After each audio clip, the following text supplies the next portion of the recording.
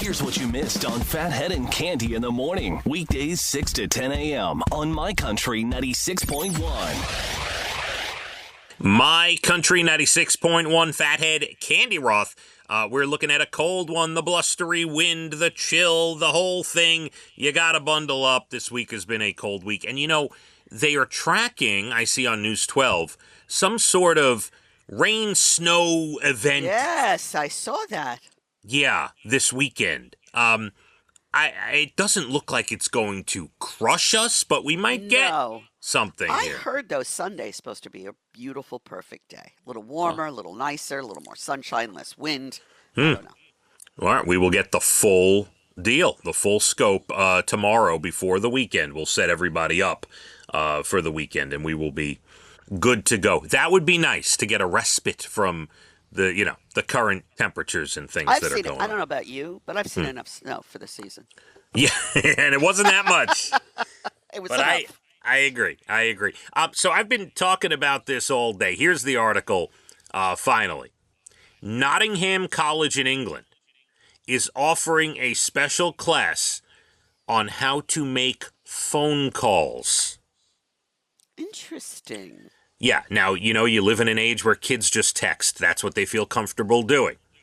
The main focus of the class, phone etiquette, phone confidence, how to talk to people over the phone. Like, can you imagine? This is what's happening. I gave Casey a course. We didn't call it a class, but when he was getting into the financial business, he would pretend I was different customers, and we do the whole thing, and then I'd help him, don't say this, or, make this shorter, or whatever.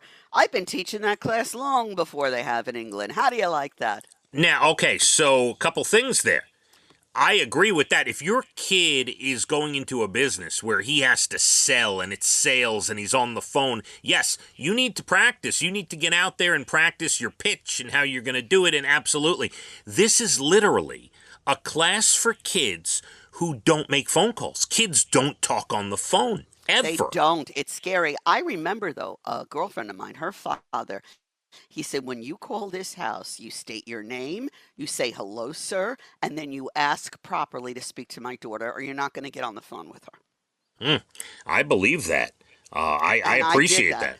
Oh, yes, Mr. Glick, this is Cande. May I please speak to Barry? I would get her on the phone. Otherwise, I get a lecture. That is, good. That's good teaching there. Very good. Yeah, we've dropped the ball somewhere along the line. One student in this class said phone calls are hard because you have to talk off the cuff. Texting is easier because you have time to think about the right way you want to write something. See, I think texting can be dangerous because you interpret it a certain way that it might not have been meant. Agreed. But kids don't understand that. No, they don't. It's so sad. Yeah. An older and wiser 28-year-old had some advice for these kids. He told them if he used to have telephobia, as they call it, he learned you have to know what you're going to say before you start the phone call. That is a way to go into it. I'm a big, index card person. Make little card notes for yourself so you don't lose your place or you don't forget what you were saying. You just go to the next thing. Helps you stay a little organized. Right. Now, listen, we are talking about two different things here. And by the way, I appreciate it. You keep referencing back to your son who's doing, let's say, sales or has part of his job over a phone. This is literally teaching 17-year-olds how to speak to someone in a normal way on a telephone. Even how do you like a girl? Here are some notes. That Exactly. You can to her about on the phone. Dating tips, dating cards. Yeah. Probably necessary in this day and age. At some point, you are going to have to actually talk to each other. Yeah, it's scary. Oh, boy. Yeah. Scary what's happening out there. All right. National Balloon Ascension Day. This is those hot air balloons, those beautiful balloons. Yeah. Mm-hmm. You ever been in a hot air balloon? I have not, but that's not to say I won't in the future, because it's sort of on my bucket list. I might do it this summer. Yeah, I don't think I ever would. I don't feel safe in that little bucket, I don't think. That bucket just doesn't look like it'll hold you correctly. I don't know. It's not. It's like jumping into a wicker basket. No, I'm good. It's National Law Enforcement Appreciation Day today, Cande. We need law, and we need the law to be enforced. So absolutely. We appreciate our law enforcement. Thank you. We got a lot of police and law enforcement that listen to our program, big country fans, and thank you very much. We appreciate you, what you do. Every day they're putting their lives on the line out there, for sure. Every day, you never know. Yep. National Apricot Day. Are you a big apricot fan? I love apricot jam, and I eat an occasional fresh apricot in the season. We used to have that dried apricot. Remember those roll-up things? Yeah. Dried fruit? Yeah, we used to have those as a kid a lot. You mean fruit roll-ups? Not the fruit roll-ups you guys know today. All right. I think you probably had them as a kid. They were real fruit, and they would roll it on, whatever, cellophane and roll it up. Dried fruit. Anyway, they don't have it quite like that anymore. All right. And National Static Electricity Day. Remember, you used to rub your feet, get the balloon to stick to your head and all that stuff? Oh, you could have such a bad hair day in the middle of the winter and static on everything. It's very annoying. I will tell you, every day in the office, there is a certain, microphone stand and a couple of metal things where I know if I touch them, I'm going to get shocked. I have to, when you touch it quickly because you want to get rid of the static electricity? You know what I'm talking about? Yeah. I do.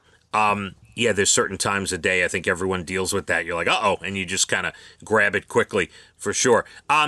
The LA Times did a story on a woman named Annie Harvelitz who's been taking in pets displaced by the Palisades fire near Malibu. Oh, wow, yes. She runs 2 vet clinics in the area. One was empty. She posted on Facebook offering to take in any pets that had to be evacuated.